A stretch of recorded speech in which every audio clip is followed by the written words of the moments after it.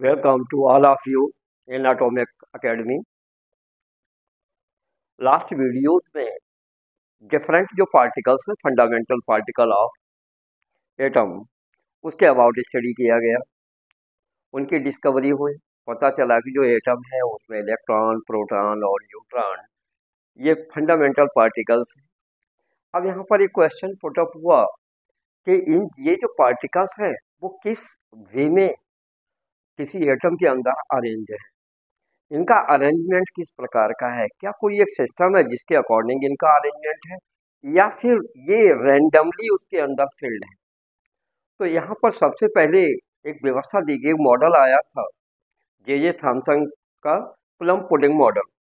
और इस मॉडल के अकॉर्डिंग क्या था कि जो पॉजिटिव चार्ज है वो पूरे एटम में एक स्प्रेड फॉर्म में है, पूरे एटम में फैला हुआ है, और जो इलेक्ट्रॉन्स हैं वो उस पॉजिटिव चार्ज के मिडिल एरियाज में जगह जगह पर same like the seed of melon इस तरह से वो उसमें इंसर्ट है। तो उसमें कह सकते हैं इसको एक जे थॉमसन का मेलन मॉडल भी कहा जाता है इसको, कि जो मेलन का जो रेड पार्ट है, एडिबल पार्ट है, वो सब प्रोटॉन है, और उसमें जो सीड्स लगे हुए हैं व्हाइट और ब्लैक कलर के जो सीड्स हैं वो इलेक्ट्रॉन्स हैं। लेकिन इसको नेग्लेक्ट किया गया क्योंकि 1920 में जिस समय प्रपोजल दिया रदरफोर्ड ने कि जो न्यूट्रॉन है उनका भी एग्जिस्टेंस होना चाहिए, न्यूट्रॉन भी एक फंडामेंटल पार्टिकल होना चाहिए जिनका मास प्रोटॉन के इक्वल होना चाहिए और इनको न्यूट्रन होना चाहिए। तो जब ये कॉन्सेप्ट आया और इसे सही भी माना गया क्योंकि एटम के मास को बैलेंस भी करना था, और ये एटम का मास तभी बैलेंस हो रहा था जब उसमें हम न्यूट्रॉनों का एग्जिस्टेंस को अगर हम मान लेते। तो जब यहाँ पर इस एग्जिस्टेंस को, न्यूटन की एग्जिस्टेंस को माना गया, तो क्वेश्चन यहाँ पर ये पुटअप हुआ कि इस मॉडल में न्यूटन का कोई यूज नहीं। तो अब क्या है, तो इसके लिए अब नेक्स्ट जो एक्सपेरिमेंट किया गया वो रदरफोर्ड के द्वारा था, और ये बहुत ही इम्पोर्टेंट एक्सपेरिमेंट था, या फिर हम ये कहें कि जो एटॉमिक स्टडी थी उस एटॉमिक स्टडी में एक ये फर्स्ट स्टोन भी कहलाया। क्या था ये एक्सपेरिमेंट? एक्सपेरिमेंट को वैसे टाइटली तो हम देते हैं कि डिस्कवरी ऑफ न्यूक्लियस, बट इस एक्सपेरिमेंट को हम दूसरे नाम से भी जानते हैं, alpha particles scattering experiment. Alpha particles scattering experiment, क्योंकि इसमें एल्फा पार्टिकल्स का प्रयोग किया और उनका स्कैटरेशन कराया गया। उनका जो स्कैटरेशन हुआ और उससे डिफरेंट ऑब्जर्वेशंस मिले और उन ऑब्जर्वेशंस से कंक्लूजन्स निकाले गए। तो आइए अब उसी बेस पे स्टडी करते हैं discovery of nucleus. To describe about the arrangement of atom, E. Rutherford passed and presented an experiment. This was the alpha particle scattering experiment. इस अल्फा पार्टिकल स्कैटरिंग एक्सपेरिमेंट था, और इसमें इन्होंने किस पर ये एक्सपेरिमेंट किया है कि गोल्ड फॉइल के ऊपर। गोल्ड फॉइल लिया डिफरेंट, और भी इसके बाद इन्होंने मेटल्स लिए हैं, एल्यूमिनियम है, गोल्ड है, सिल्वर है, कॉपर है, डिफरेंट उसके लिए भी इन्होंने एक्सपेरिमेंट किया। और क्या था कि ये जो फॉइल थी वो सराउंडेड थी, कवर्ड थी, किससे? जिंक सल्फेट की एक कवरिंग से, और वो जिंक सल्फेट की जो कवरिंग थी वो कैसी थी? फ्लोरोसेंट थी। तो ये तो इनका पूरा एक्सपेरिमेंट है कि गोल्ड फॉइल के ऊपर स्टार्ट किया, इसको सराउंड किया किससे? जिंक सल्फेट से। कैसा है जिंक सल्फेट? फ्लोरोसेंट है। इसके बाद इन्होंने जो एल्फा पार्टिकल है उसका एक बीम इन्होंने उससे पास आउट किया, और जब बीम पास आउट होता है तो जो फ्लोरोसेंट कवरिंग थी उसके ऊपर डिफरेंट ऑब्जर्वेशंस मिले। क्या ऑब्जर्वेशंस मिले हैं? Most of alpha particles went straight without any deflection.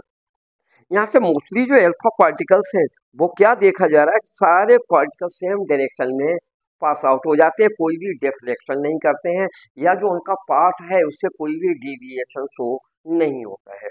तो यहाँ से मोस्टली पार्टिकल्स हैं वो कैसे जा रहे हैं? स्ट्रेट जा रहे हैं। कुछ पार्टिकल्स जो इनसाइड मूव करते हैं, टूवर्ड्स द सेंटर जो मूव कर रहे हैं, वो क्या कर रहे हैं कि कुछ डिफ्लेक्शन शो कर रहे हैं। एल्फा पार्टिकल्स जो अंदर गए, इनर साइड में जा रहे हैं, उनमें से few of particles was deflecting. यहाँ से इन पार्टिकल्स को अगर हम देखें तो क्या है कि जब तक ये सेंटर में आते हैं उसके बाद क्या है कि ये डिफ्लेक्ट हो जाते हैं, किधर की ओर हो रहे हैं, आउटसाइड की ओर। आउटसाइड की ओर डिफ्लेक्शन क्या शो कर रहा है कि यहाँ पर रिपल्सन हो रहा है इनका। और रिपल्सन कब होता है? जब सेम चार्ज होता है। Same charge means alpha particles are positively charge. इसका यहाँ पर एक ऑब्जर्वेशन ये मिल रहा है कि अंदर कोई भी एक ऐसा पार्ट है जो पॉजिटिवली चार्ज है, वो क्या कर रहा है कि इनको रिपल्स कर रहा है। जो ये पार्टिकल्स हैं वो डिफ्लेक्ट कर जाते हैं रिपल्सन के कारण। तो यहाँ पर रीजन इनके डिफ्लेक्शन का क्या है कि रिपल्सन। कुछ पार्टिकल और जो इनसाइड जा रहे हैं वो और ज्यादा डिफ्लेक्शन शो कर रहे हैं। मीन्स जब उसके नियर अबाउट पॉइंट पहुंचते हैं तो रिपल्सन और ज्यादा हो जाता है। रिपल्सन ज्यादा है कि मीन्स जो अंदर का जो पॉजिटिव चार्ज है वो एक स्ट्रॉन्ग चार्ज है। यहाँ जो अल्फा पार्टिकल्स पर चार्ज है उससे ज्यादा चार्ज यहाँ पर है, तो ज्यादा ये डिफ्लेक्शन शो कर। कुछ पार्टिकल्स क्या, a very few, very minute, 1 from 20,000 alpha particles. जितने भी पार्टिकल्स हैं हम ये मान लें कि 20,000 पार्टिकल्स को हम यहाँ से पास आउट करा रहे हैं, इसके ऊपर बॉम्बार्ड कर रहे हैं। तो उनमें से क्या 20,000 में से 1 पार्टिकल ऐसा भी है कि जिस पाथ पर यहाँ पर ये अटैक करता है, अंदर एंट्री करता है, और उसी पाथ पर ये रिटर्न हो रहा है, सेम डायरेक्शन में ये वापस भी आ रहा है। मीन्स क्या है, जो इनर पार्ट है वो पॉजिटिव तो है और डेंस भी है। क्यों? अल्फा पार्टिकल्स में पेनेट्रेटिंग प्रॉपर्टीज होती हैं। इसी जो भी रेडियो केमिस्ट्री की अगर हम बात करें, there are 3 types of particles that are alpha, beta and gamma. तीनों पार्टिकल्स में पेनेट्रेटिंग प्रॉपर्टीज है। अगर ये डेंस नहीं होता, अगर ये थिन होता, तो यहाँ अल्फा पार्टिकल इसको पेनेट्रेट करके निकल जाता। लेकिन क्या है कि अल्फा पार्टिकल इसकी जो पेनेट्रेटिंग पावर है, जो कैपेसिटी है, वो इससे कम पड़ गई, इसको ये पेनेट्रेट नहीं कर पाया। जब पेनेट्रेट नहीं कर पाया तो क्या हुआ कि पॉजिटिव चार्ज के रीजन से ये उसी वे पर रिटर्न हुआ, मीन्स 100% डिफ्लेक्टेड हो गया। तो देखिए यहाँ पर 3 ऑब्जर्वेशन आए। Most of part of atom is empty there.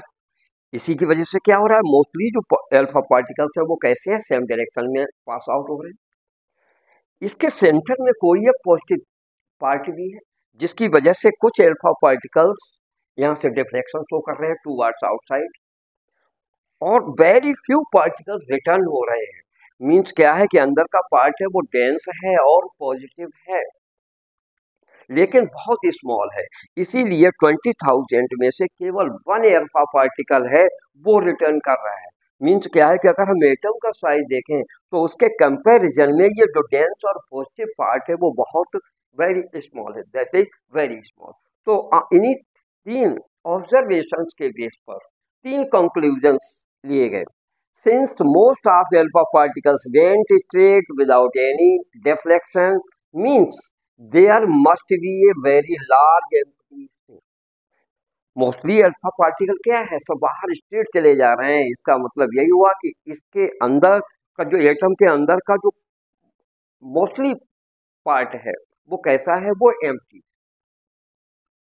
Second observation से a few of alpha particles were deflected with some angle से डिफ्लेक्ट हुए हैं, कुछ एंगल आया डिफ्लेक्शन का। It means there should be a positive charge due to which positively charged alpha particles get deflection।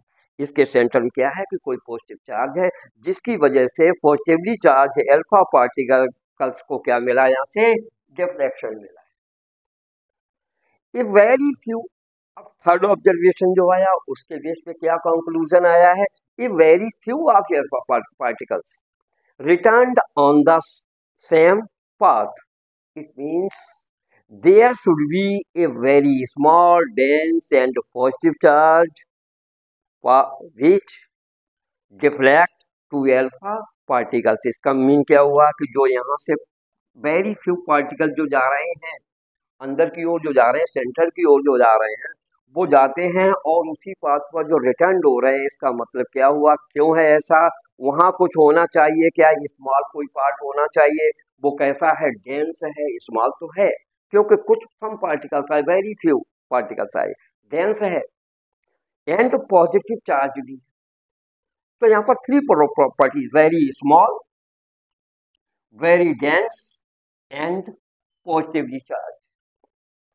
इसकी वजह से वेरी फ्यू अल्फा पार्टिकल क्या करते हैं, डिफ्लेक्ट 100% और रिटर्न्स ऑन द सेम। तो 3, तो यहाँ पर यही जो आया है, वेरी स्मॉल पार्ट है, डेंस है, पॉजिटिव चार्ज है, इसी पार्ट को रदरफोर्ड ने न्यूक्लियस नेम दिया। This strong, dense and positive charge small part of atom is nucleus. ये जो स्मॉल है, स्ट्रॉन्ग है, डेंस है और पॉजिटिवली चार्ज है, इसी पार्ट को रदरफोर्ड के द्वारा न्यूक्लियस का नाम दिया गया।